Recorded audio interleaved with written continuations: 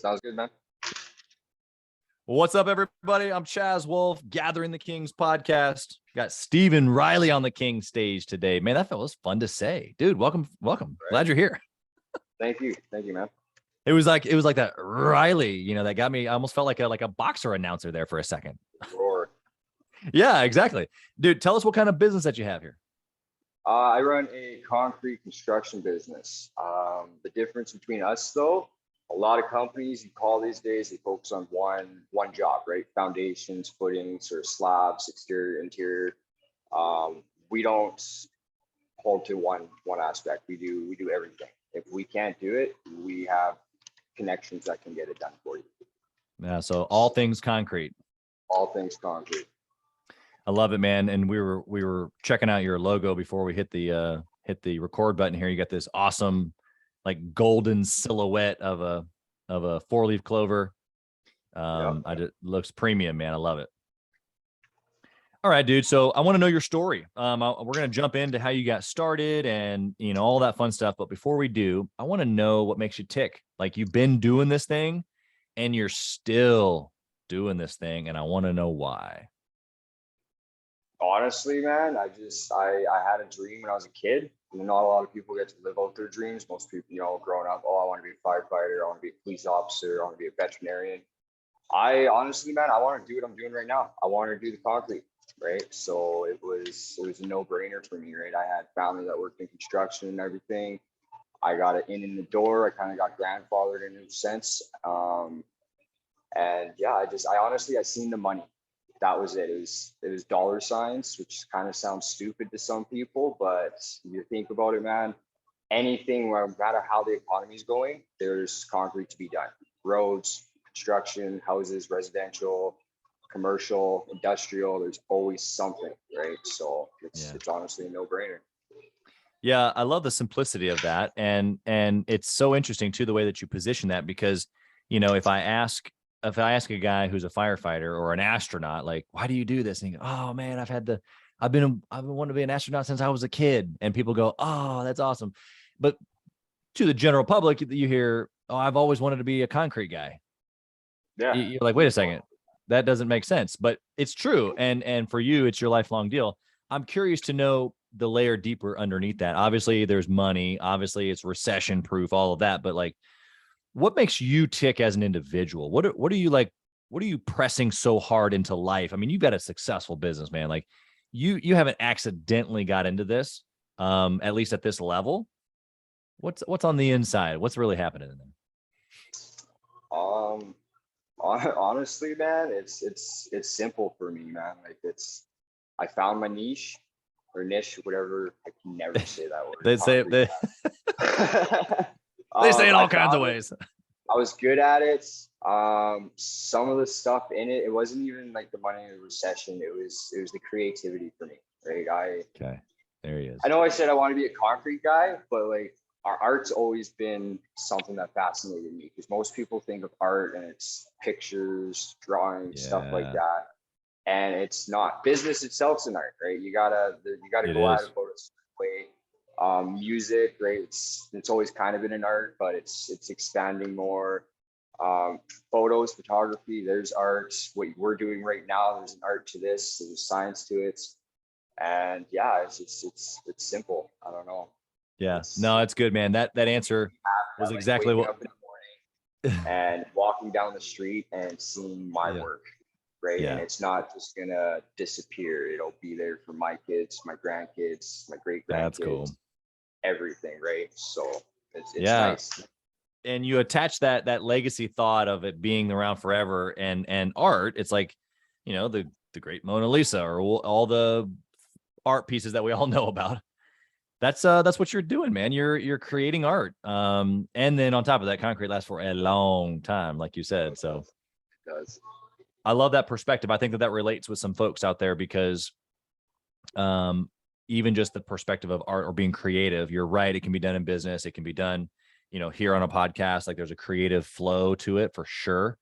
I'm a creative thinker myself, but for you with art, like, you can tell it's an expression, you find a certain flow in the actual beauty of creating the product. Yeah. I love that. I think that relates to a lot of not only entrepreneurs but tradesmen who find love and joy in the beauty of what they're actually creating. Something that I've always thought the same thing about business, right? Like I haven't built a home. Well, I guess I mean, I've paid someone to build a home, but I haven't done it with my hands. I don't know how to do that. But what I know how to build are, businesses, teams. And so I have the same satisfaction of the beauty of it, but it's just in a different light. So, Yeah. So, and, that's and cool. like, honestly, like it's the innovations too. There's always something new. Right. So, Yeah. It's interesting that you say that coming from a concrete space. Like, you would think most people are going to go, well, it's just concrete. What are you talking about? Innovation, right? Like, talk about that for a second. I want to know. For example, like CNCs. I don't know if you've looked at our page very much. We have a video on there. Yeah. It kind of looks like a stepping stone. Okay. Yeah. Right. And as the picture turns, Mary Monroe pops out. Right. So there's the art behind the concrete, right? It is literally a concrete slab, about 2 feet by 2 feet roughly. Okay. And to the average person, it looks like a piece of gray work. And then as you kind of get into the look, it comes right out, right? But like CNCs, right? That we wouldn't be able to do that without CNC technology, right? So laser cutting and everything like that. Right. So, yeah. And then even like I said, there's most people think concrete and it's like the residential sidewalks or their basement or stuff like that.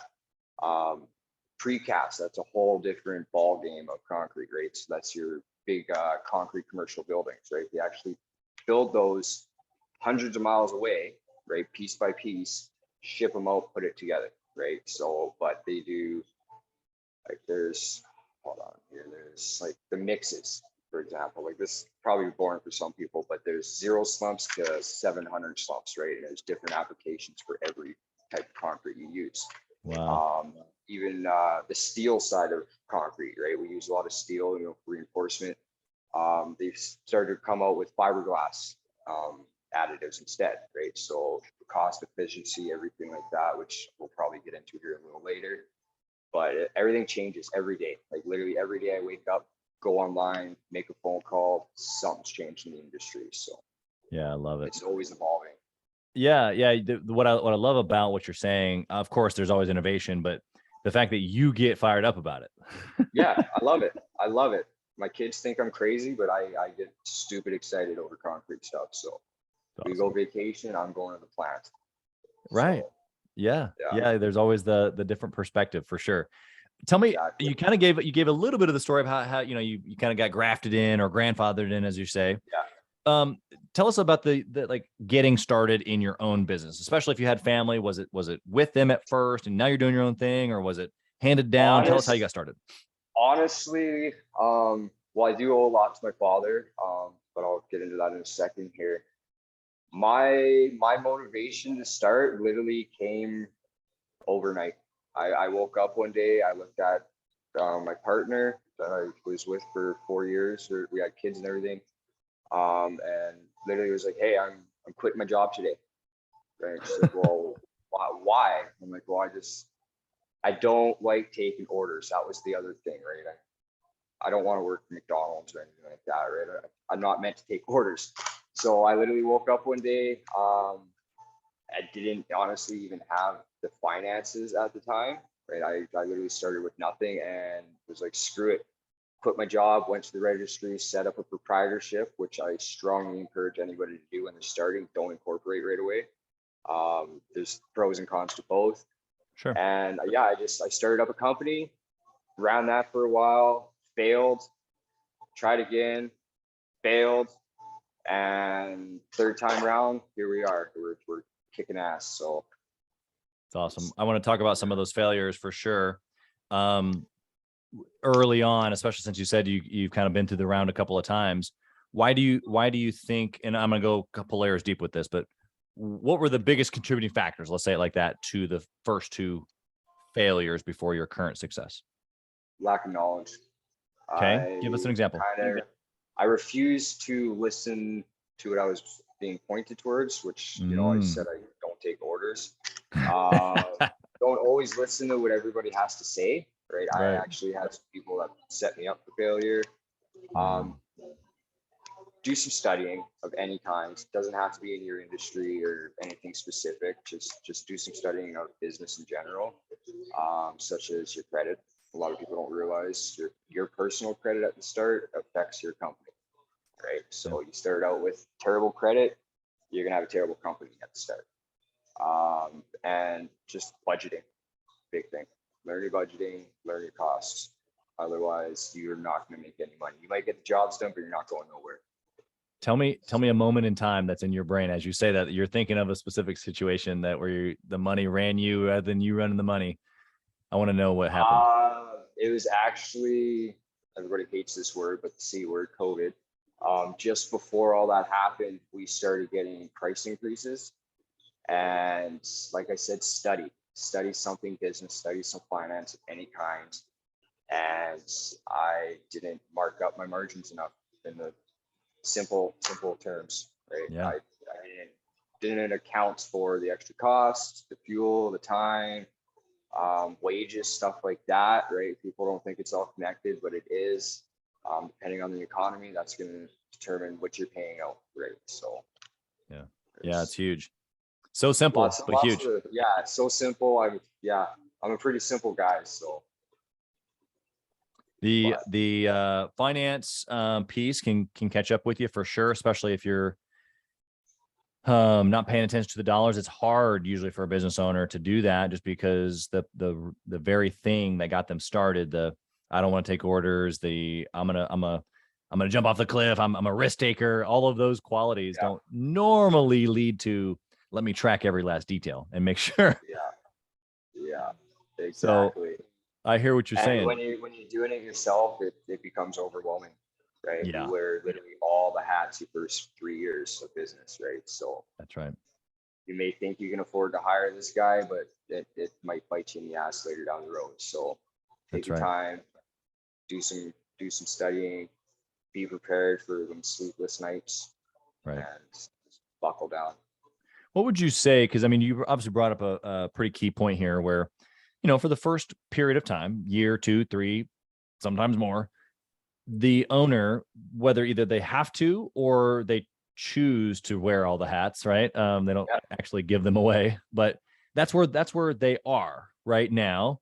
Maybe it's someone listening today, and they're new, maybe they're not new, but they're in that place of overwhelm, too many hats. And they're hearing you say, to be careful about the expenses because they can bite you. But underneath that, you took risks and you took chances. And so how would you caveat, like, you got to take risks, you got to hire people, you got to make certain moves, but while you're doing that, pay attention to the finances, like, because the other is scarcity. Okay, I'm not going to do that because I don't want to run into the issue, so I'm just going to not, and then I stay small, I stay overwhelmed, so forth and so on. Yeah, exactly. So what would you say to the person who's in that limbo of like, okay, he's telling me to be careful, but I'm supposed to take risks at the same time? Like, well, like, give some backdrop to that. Smart risks, okay? Even if you're gonna fail at something, like for example, I've taken on jobs over the years where I'm not gonna lie, I knew full well I was not outfitted for the jobs. But the difference is, I may not have got the job done fully myself or whatever, but it actually allowed me to outsource, right? Some networking there. And it actually showed the dedication to the contractor that I was working for on the project that, hey, this guy was actually serious. He may be small, he may not be set up, but at least he had the connections and the motivation to actually get the job done and get the budget. So right. You just go ahead first. Don't be scared. Yeah, exactly. I love that. Go ahead first. That high dive and just go. Don't look. Yeah. And then when you hit the water, you realize I maybe should look this next time. Yeah. Maybe I should have took a lesson or two, but you just gave yourself a lesson, right? So yeah, it's both and, that's for sure. And it really is. There's this caveat here where, some people lean towards, have your ducks in order and have it all calculated out, know your margins, know your numbers. And then on the other side of it, it's risk. Just do it. You figure it out. Like, say yes, figure out the rest later. And it really is both in business. Would you agree with that? Yeah, everybody's different.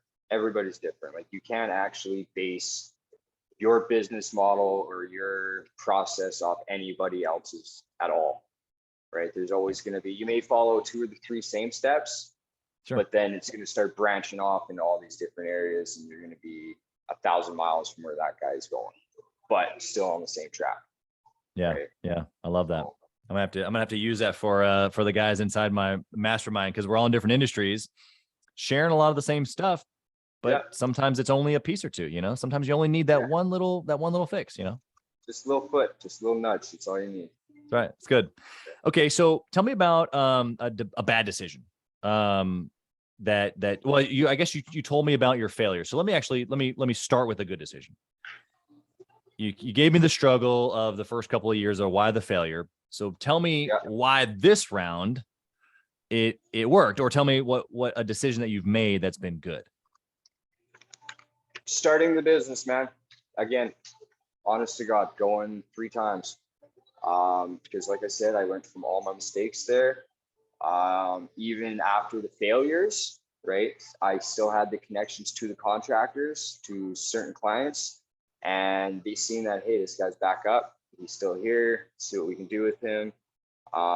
Made some professional friendships, you could call. I strongly advise staying in a business with friends. But yeah, I got those connections, and it helped me out. So when I was back in business, I was literally back in business. So yeah, best decision of my life was failing, in a sense. Yeah, well, and I think once you have that perspective, you're not afraid to fail, right? You just kind of know that it's part of it. Yeah, failure is another form of success, man. It's good. What succeed. That's right.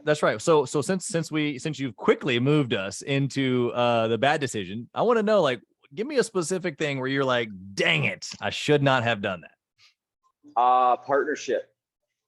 Like I said, don't get into business with friends, family. I know it works for some people, but for most, it's the worst decision you're going to make, because someone's either going to be taking money behind your back, hiding this, hiding that. It's asking for trouble. You're pulling the pin on the grenade. My case, I was in business with a friend of mine that we had mutual companies for multiple years, kind of started together, watched each other rise. We got together, did a partnership. Turned out the guy wasn't paying what he should have been paying to people. We got caught up a whole whack of money. I won't say a number, but it was pretty substantial. And I almost took a big hit on that. I lost a couple contracts over it. I did lose my equipment because they were actually in his name. He ran the equipment side, I ran the construction side. But yeah, that was the worst decision of my life, was getting in business with that, because it literally, I worked all these years to get where I was at that point. I had a wicked name, like pretty much where I'm now. I didn't even have to advertise at one point, right? People were calling us, and it tarnished it. It put me back pretty much to square one, and I had to make up for it. Yeah. So yeah, I got out free and clear. Like, it didn't affect me too much, but it was the professional reputation and relationship that it cost me. So yeah, which is huge, right? Yeah, right. So a lot of people realize it, but it makes a big impact. How did you go about rebuilding that? I mean, obviously, like you're saying, such an important part of who you are as an individual, like your personal brand, and how that associates to business, your word, your integrity, all of that. How did you go about rebuilding that? I pretty much brought in complete transparency with our company. So now the way we operate is anyone literally can come up with, like, hey, we need to see your books, we need to see this, any receipts, we show everything. Right? Everything is completely transparent. We have no hidden costs, no hidden fees, nothing like that. Everything now, instead of just kind of doing it up ourselves, getting it certified at the registries and everything like that, we actually pay a law firm to represent us and take care of all that side. So we cost us quite a bit, but it worked out for us. So yeah, the stamp. Don't be afraid. Like, don't be afraid to show who you actually are. Right? Like, you're gonna have to be ignorant sometimes. You're gonna have to be polite sometimes, but you gotta know when to play each card. Yeah. I think vulnerability, for the most part, I mean, I guess I'd say almost the whole. I can't think of any circumstance where it's bitten me long term. It's bitten me a little bit in the short term, sharing too much. But I think in the long term, it was what was supposed to happen anyway. And it actually worked out. You know what I mean? So, Oh yeah. Yeah. So I think that vulnerability really it's a new currency, inside of business, inside of team building, yeah. leading people, all of that.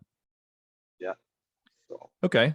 What would you say now is like your decision-making process? Meaning like you got a decision that comes across your desk. You've obviously made some good ones, some bad ones in the past. Is there a discipline that you follow? Anything like that? this is gonna sound pretty terrible, but not entirely, right? Okay. It's kind of Yeah. like I Not the said, first time I've heard dive it. in first, right? Dive in head first. We do weigh pros and cons, right? Like Sure. certain projects obviously are out of our reach or something like, for example. Um, but yeah, you got to weigh out the pros and cons. I honestly didn't get into business for money, right? And a lot of people, this is one piece of advice I give, like a lot of people think that, hey, this guy's got a business, he's rich, right? Oh, he's wearing a nice suit, he's got a nice watch, he's got it going on. Don't get into business if you're out to make money. Plain and simple. If you're out just to make the money, you're not going to go anywhere. So, but yeah, you got to weigh the pros and cons.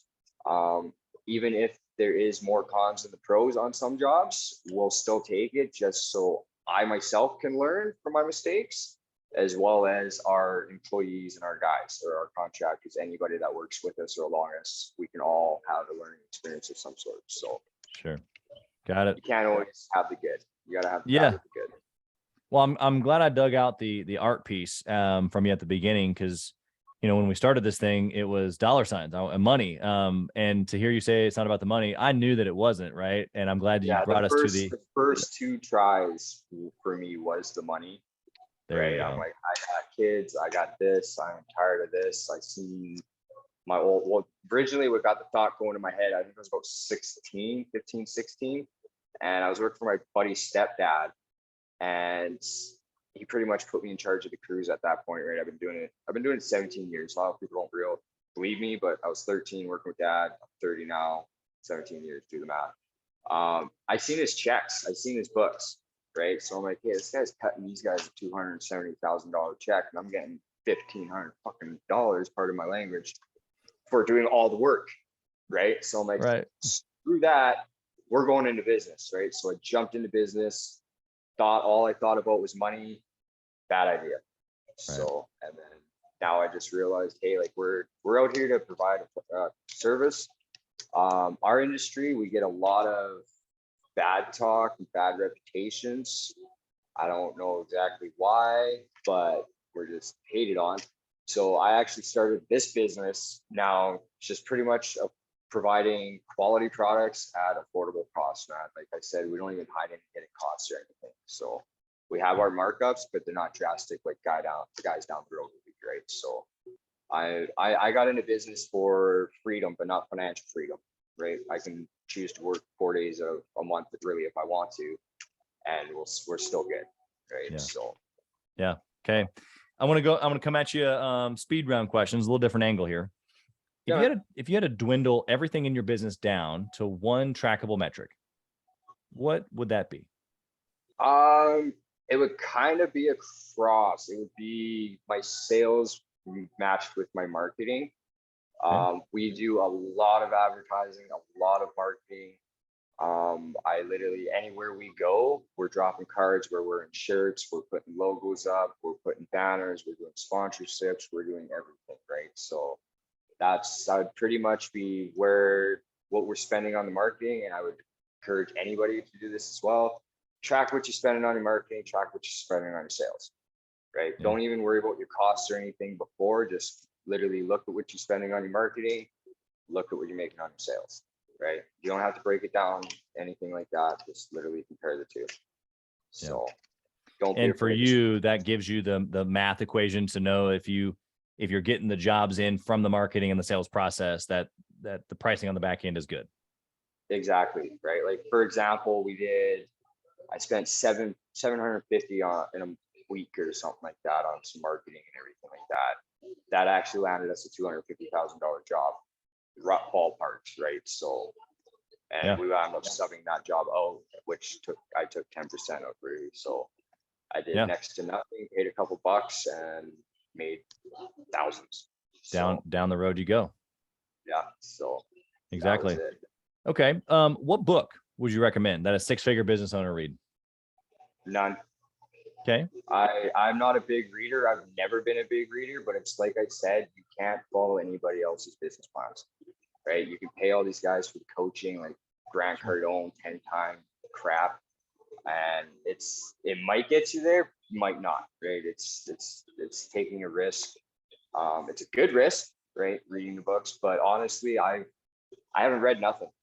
I can honestly say I haven't really read much on business plans or anything like that. It's where do you get your fuel? Because you talked about research, you talked about knowledge, you talked about gaining from this perspective. My connections, my networking, right? I literally put myself in every possible position we can to learn anything we can from anyone, right? I don't want to read a book. I want to see firsthand how it's working for the guy, right? So sure. Yeah, so just your learning style is firsthand. Yeah, hands-on kind of deal. So yeah, I think that the stuff that you're learning in that way or through a relationship or whatever is going to be a similar you're learning the same things, obviously, because success is principles, right? You picked it up from another guy, a different guy picked it up from a book from another guy who wrote a book, so I don't hate on the fact that you haven't read anything, or that's not a problem.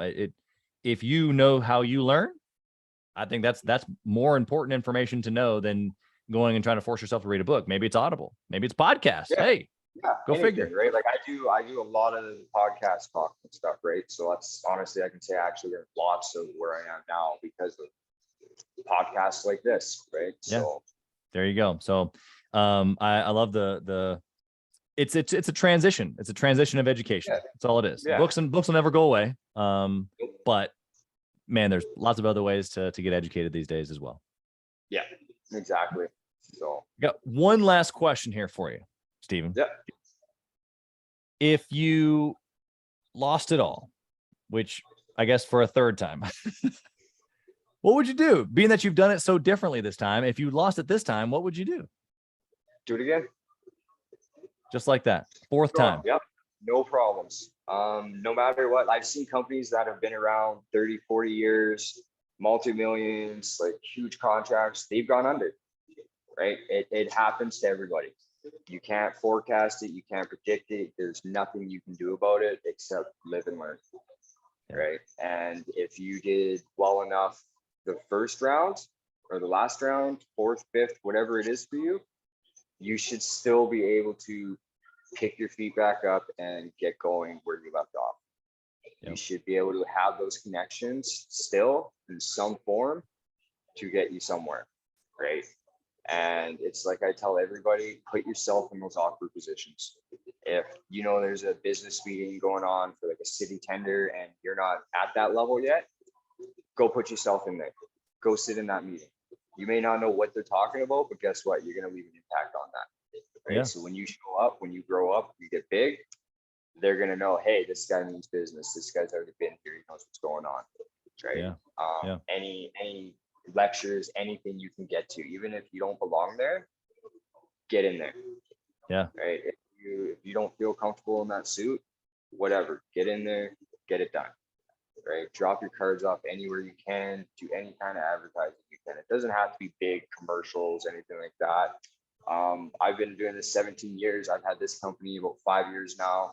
And we're just starting to get the exposure on TV and the internet and stuff like this, right? So it takes time. You just gotta live and learn, man.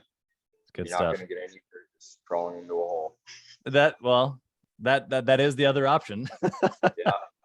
So you can either keep going with what makes you happy, it may stress you out, but it's what you want, right? So yeah. Great stuff, man. How can someone find you, Stephen? How can they connect with you and continue the conversation? We have our social media. We're on Facebook, ShamRoc Concrete Services. We're on TikTok, shamroc.concrete. We have a YouTube channel that we just started up, ShamRoc Concrete, obviously. And then we have a web page as well, shamroc.ca, which has all of our information on there, as well as links to all of our suppliers. That's great, man. Well, I appreciate your time today. Obviously, you've given us a perspective that, comes from a level of success that you've gotten, and you've been there. You've been around the mountain a couple times, and we appreciate those experiences that you've been able to share with us today. We wish you nothing but success and blessing in your family and your business. Sounds good, man. Just one more thing, our YouTube channel that we have there now, we're going to be doing kind of like guest lectures, guest talks on everything in the industry. So any inside information that homeowners or general contractors are looking for, we're going to be discussing. So nice. Yeah. So definitely we'll put the YouTube channel in the show notes below, and that way they can check it out. Perfect, man. Thanks for being here, Stephen. Thank you.